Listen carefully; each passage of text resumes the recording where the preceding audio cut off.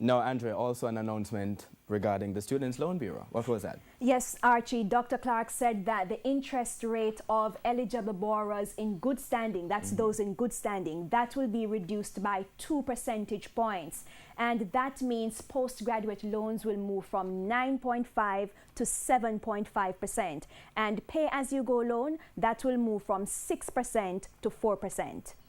All borrowers employed full-time, all borrowers from the Student Loan Bureau, employed full-time to registered charities in good standing will have 10% of their loan balance forgiven for each full year that they're employed full-time to a registered charity effective April 1st, 2019. And that was a big deal for some people. I saw some people on the social media platform, Twitter, complimenting the finance minister for that. But the budget debate continues, what, next week? Yes, it does. We have opposition spokesman on finance, that is Mark Golding. He'll be speaking on Tuesday. And then now, leader of the opposition, Dr. Peter Phillips, he will be speaking on Thursday.